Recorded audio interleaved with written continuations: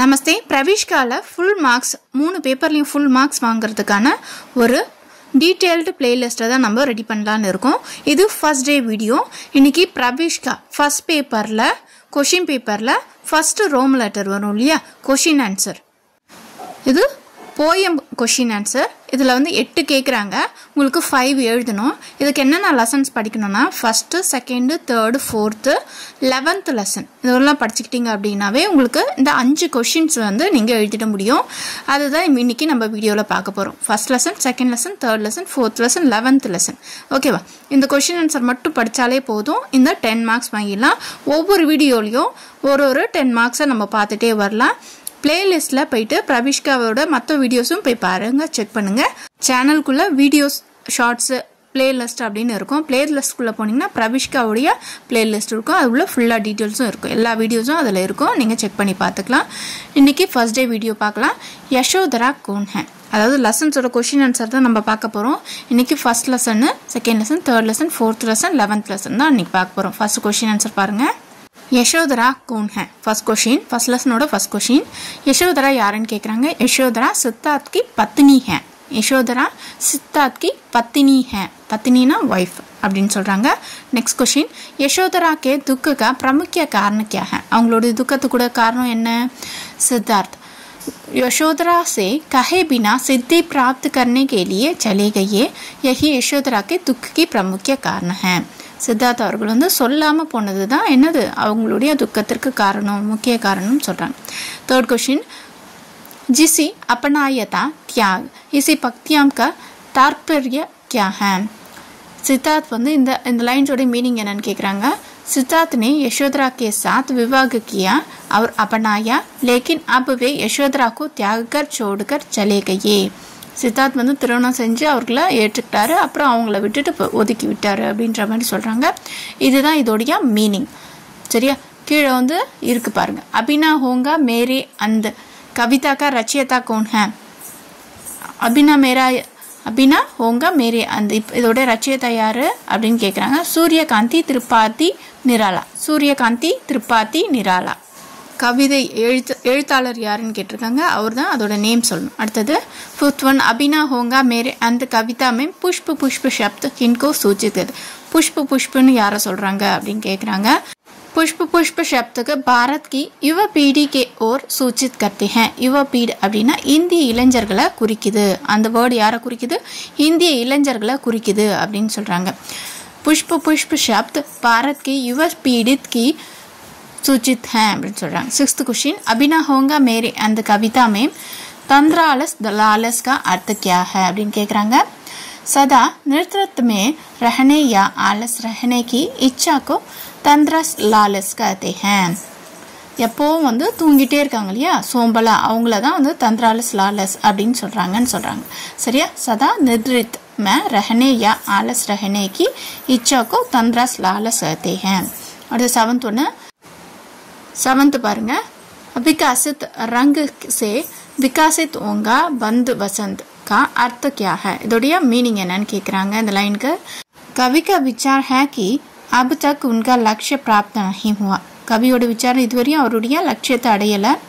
अर्थ, जब तक हर इंसान का दुख और पीड़ा वे दूर नहीं करेंगे तब तक उनका अंत नहीं होगा. அதாவது எல்லா மனுஷருடைய துக்கத்தை போக்குற வரையும் அவருக்கு முடிவு இல்லை அப்படின்னு சொல்றாரு. இங்கிலீஷ் மீனிங் பாருங்க.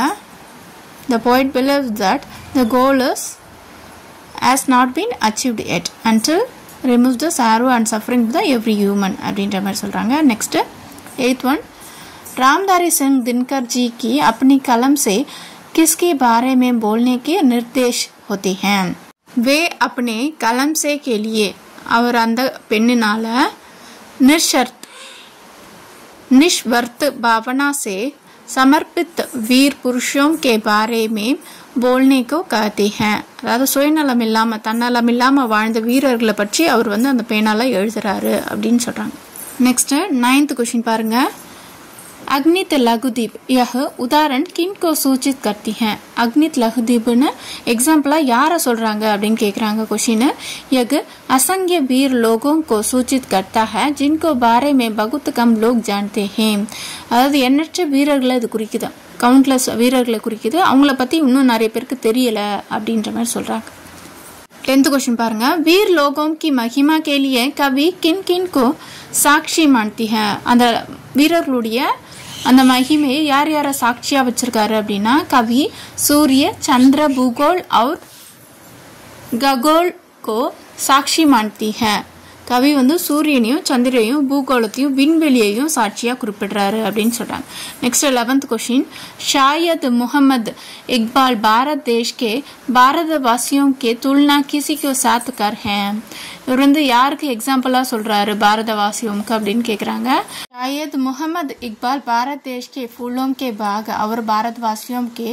बुलबुल पक्षी के साथ तुलना करती हैं बुलबुल पक्षी இருக்கு இல்லையா அதுக்கு வந்து எக்ஸாம்பிளா வந்து இந்தியர்களை சொல்றாங்களா यार शायद मोहम्मद इकबाल भारत देश को फूलों के बाग और भारतवासियों को बुलबुल पक्षी के साथ तुलना करते हैं बुलबुल पक्षियोட சேர்த்து எக்ஸாம்பிளா சொல்றாங்க அதுக்கு கம்பேர் பண்ணி சொல்றாங்க அப்படினு சொல்றாங்க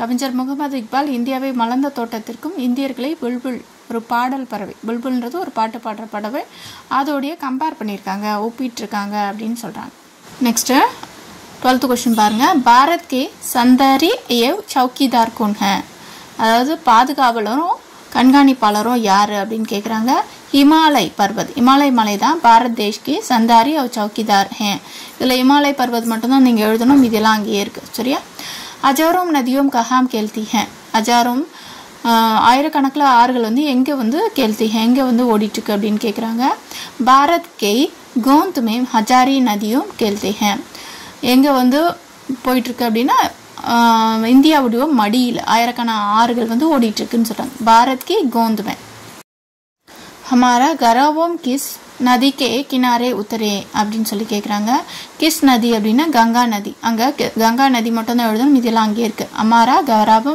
गंगा नदी के किनारे उतरे இங்க பயண குழு வந்து கங்கை நதி கரையில தங்கியது அப்படின்ற மாதிரி சொல்றாங்க நெக்ஸ்ட் क्वेश्चन பாருங்க मजहब क्या सिखाता है मजहब அப்படின்றது மதம் என்ன சொல்லி கொடுக்குது அப்படினா मजहब सबको मिलकर रहने का शिक्षा देती है அதாவது எல்லாரும் வந்து சேர்ந்து வாழணும் ஒன்றா வாழணும் அப்படின்ற பாடத்தை தான் கொடுக்குது என்னது मजहबனா மதம் इस शायरी में है हिंदी शब्द का अर्थ क्या है இந்த पोएमல ஹிந்தியோட மீனிங் என்னன்னு கேக்குறாங்க इस शायरी में हिंदी शब्द भारतीय हिंदुस्तानी अर्थ को सूचित करता है இந்த ஹிந்தி ஓட மீனிங் என்னன்னா இந்தியர்கள் பிளஸ் வந்து இந்துஸ்தானி அவங்க அப்படின்ற நேம்ல வந்து குறிக்குதுன்னு சொல்றாங்க இந்த கவிதையில ஹிந்தி என்ற வார்த்தை வந்து இந்தியர் அல்லது இந்துஸ்தானி என்பதை குறிக்குது அப்படினு சொல்றாங்க சரியா இந்த 16 क्वेश्चन மட்டும் படிச்சா போதும் இந்த ஃபர்ஸ்ட் ரோம் லெட்டர்ல 10 மார்க்ஸ் 5 क्वेश्चन ஆன்சர் பண்ணிடலாம்